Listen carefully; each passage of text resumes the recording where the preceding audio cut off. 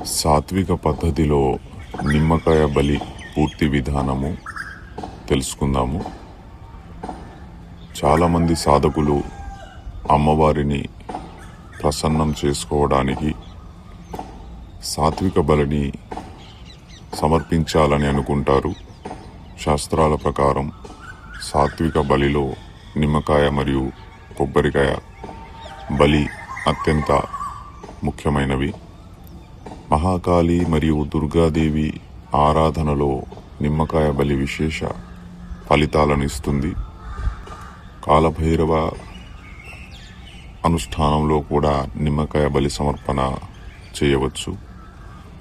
కానీ సరైన పద్ధతిలో బలి ఇవ్వకపోతే ఆశించిన ఫలితం దక్కకపోగా కొన్నిసార్లు గృహస్థులకు నష్టం కూడా జరగవచ్చు.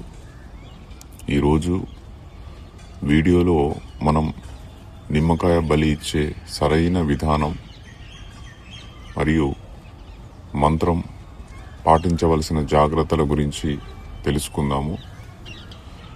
నిమ్మకాయ బలిని ముఖ్యంగా శనివారము, మంగళవారము, అమావాస్య లేదా పౌర్ణమి రోజులలో ఇవ్వడం ఉత్తమం. సాధారణంగా దీనిని సాయంత్రం వేళల్లో లేదా రాత్రి సమయంలో చేయాలి. గృహస్థులు అంటే ఇంట్లో పూజ చేసేవారు ఈ బలి ఇచ్చేటప్పుడు చాలా జాగ్రత్తగా ఉండాలి. నిమ్మకాయ శక్తిని గ్రహించే గుణం కలిగి ఉంటుంది కాబట్టి సరైన సంకల్పం లేకుండా బలి మంచిది కాదు, గుర్తుపెట్టుకోండి. ఈ ప్రయోగంలో కావలసిన వస్తువులు మచ్చలు లేని శుభ్రమైన ఒక నిమ్మకాయను తీసుకోవాలి. బలికి ముందు ఆ నిమ్మకాయను గంగాజలంలో శుద్ధి చేయాలి. వంటగదిలో వాడే చాకును ఎప్పుడూ బలి కోసం వాడకూడదు. అందరూ చేసే పొరపాటు ఇదే. బలి కోసం ప్రత్యేకంగా కొత్త చాకును లేదా అమ్మవారి ఖడ్గాన్ని వాడాలి మీ దగ్గర ఉన్నట్లయితే. బలి ఇచ్చే చోట సింధూరం లేదా అష్టగంధంతో త్రికోణ మండలం అంటే ఒక త్రిభుజాకృతి దించాలి. ఇది మీరు ఒక తాంబూలంలో లేదా ఒక ప్లేట్లో, పూజకి వాడే ప్లేట్ ఉంటుంది కదా, దాంట్లో కూడా మీరు వేయవచ్చు. బలి ఇచ్చే పూర్తి విధానము: మొదట త్రికోణ మండలాన్ని వేసి దానిపై పూలను ఉంచి అమ్మవారిని ఆవాహనం చేయాలి. మీరు వాడే ఆ కత్తికి కూడా పూజ చేసి మంత్రంతో అభిమంత్రించి తిలకం పెట్టాలి. నిమ్మకాయ కోసేటప్పుడు ఒక ముఖ్యమైన నియమం అనేది ఉంది. సాత్విక లేదా సౌమ్య పూజల కోసం నిమ్మకాయను అడ్డంగా కోయాలి. ఒకవేళ శత్రునాశనం లేదా ఉగ్ర సాధనలు అయితే నిలువుగా కోయాలి. ఈ వ్యత్యాసాన్ని గమనించండి. నిమ్మకాయను ఒక్క వేటుతో లేదా ఒకేసారి కోయడానికి ప్రయత్నించాలి.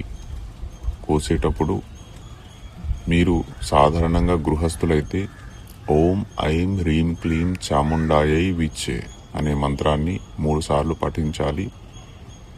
లేదా మీరు సిద్ధి చేసుకున్న మంత్రాన్ని కూడా వాడవచ్చు. అంటే సాధకులైతే వారు సిద్ధి చేసుకున్న అమ్మవారి మంత్రాన్ని వాడవచ్చు. కోసిన నిమ్మకాయ ముక్కలపై సింధూరం పూసి మధ్యలో కర్పూరం పెట్టి వెలిగించాలి. ఒకే వేటితో నిమ్మకాయను 2 వక్కలు చేయాలి. చివరగా అమ్మవారి మంత్రాన్ని పఠిస్తూ నిమ్మకాయ చుట్టూ 3 సార్లు నీటిని తిప్పి వదలాలి. అంటే తర్పణం లాగా. దిష్టి తీయడం మరియు వ్యాపార అభివృద్ధికి మరో ప్రయోగం: మీ ఇంట్లో లేదా వ్యాపారంలో నరఘోష, దిష్టి ఉంటే ఒక నిమ్మకాయను తీసుకొని ఇంట్లో ప్రతి చోట ఆ నిమ్మకాయను వ్యతిరేక దిశలో తిప్పాలి, యాంటీ క్లాక్ వైజ్.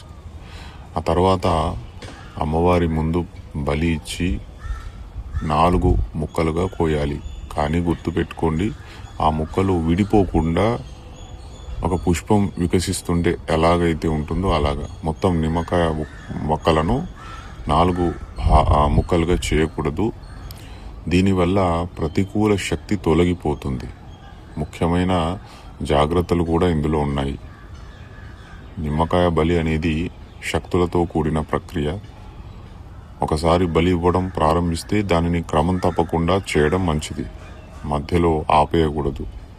సాధకులు మరియు గృహస్థులు తమ కులదైవ ఆచారాలను అనుసరించి లేదా గురువుల మార్గదర్శకత్వంలో మాత్రమే ఈ ప్రక్రియ చేయాలి. ఈ సమాచారం మీకు నచ్చినట్లయితే వీడియోను లైక్ చేయండి, షేర్ చేయండి మరియు మరిన్ని ఆధ్యాత్మిక విషయాల కోసం మా ఛానల్ను సబ్స్క్రైబ్ చేసుకోండి. జై మా కాళీ, జై శ్రీ మహాకాల్.